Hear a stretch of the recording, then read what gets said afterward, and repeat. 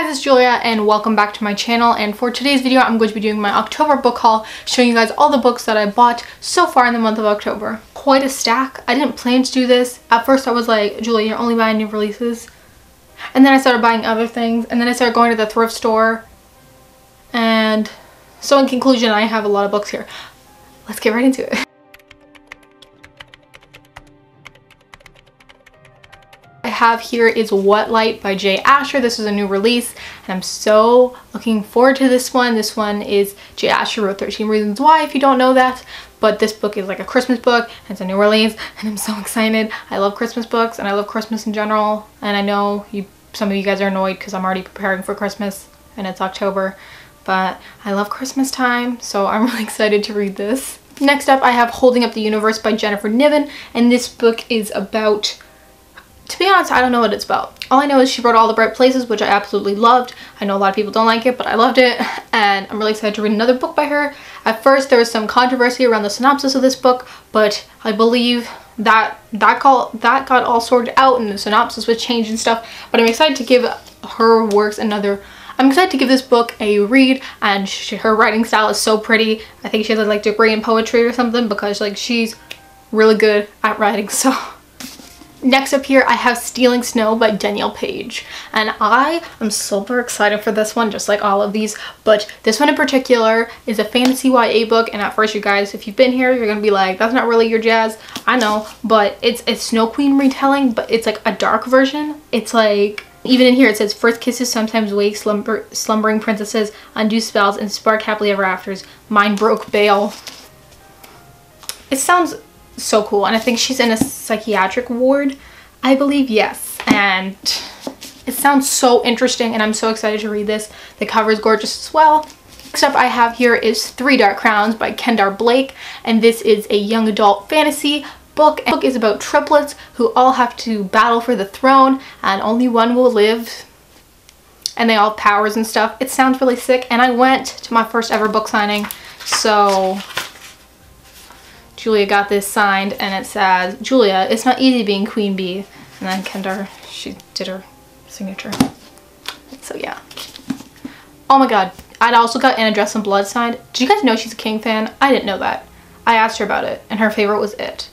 I'm just saying, I've never been to author signing, so I was like terrified, but she was the sweetest thing ever, so yeah.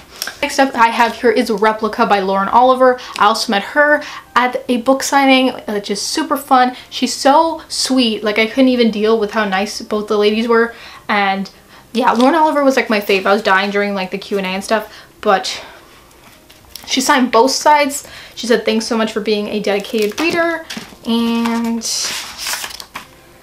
happy reading, and I hope this makes it to the top of your TBR pile. And if you don't know this book, it's about, I believe, clones.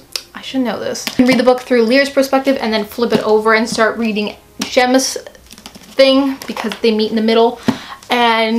Or you can like read one chapter, then flip it around and read the other chapter, so you can do that. And I'm super excited to read this book. I think it's gonna be so awesome, and it's a duology, so I'm looking forward to seeing when I can get to this and how I'll like it.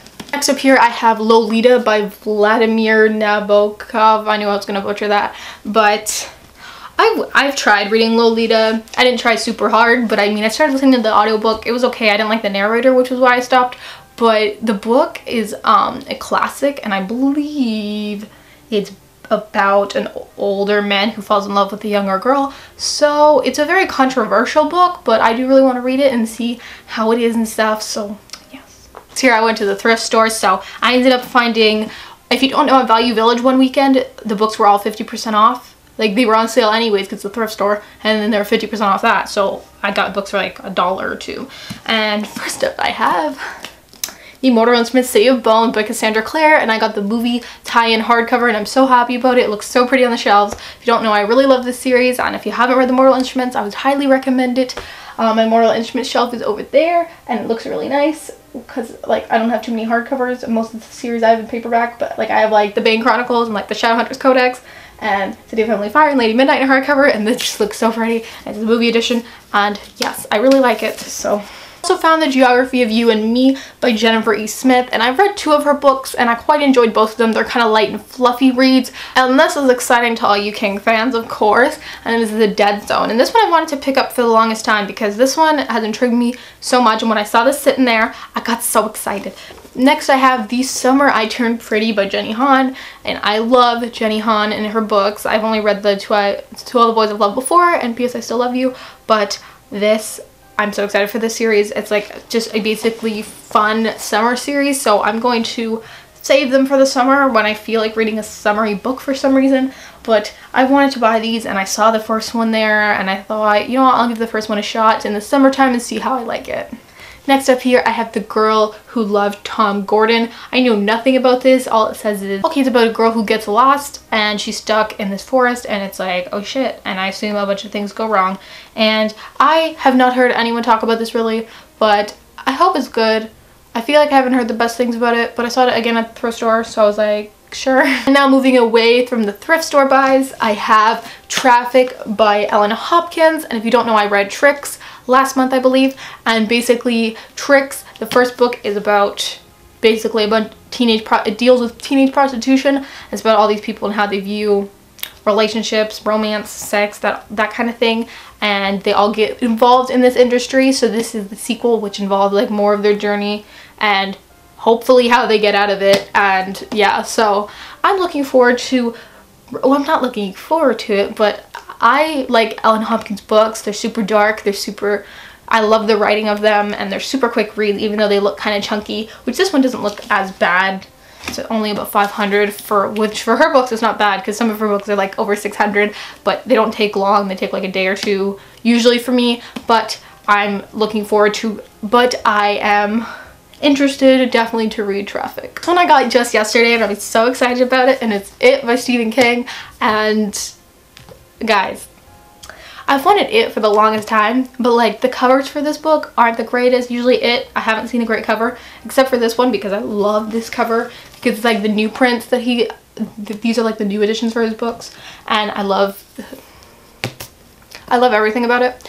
So I was super excited to see this, and I did start listening to the audiobook a while back, and then I realized it was like 30 years long, more like 30 hours, but still it was long, and I can't listen to audiobooks that long. I haven't gotten to that point, like 5 hours top, like 7 hours tops, but I was loving it when I was listening to it. It was amazing, and then I knew my audiobook was gonna expire, so I'm like, okay, I'll save it. And this book is like over 1,000 pages, but I heard it's incredible, so I'm so excited, and I need your guys' help because in the new year, when I take English, we're probably gonna have to do like a book report, and like a book report kind of thing, or at least a project where we get to pick our own book and read it and then do all this stuff with it, you know what I mean? I always do a King book. In grade 8 I did The Shining, in grade 9 I did Salem's Lot, and in grade 10 I don't know if I should do this or The Stand, but I want to do one of those because those are like people's favorites, and I'm so excited to read both of them.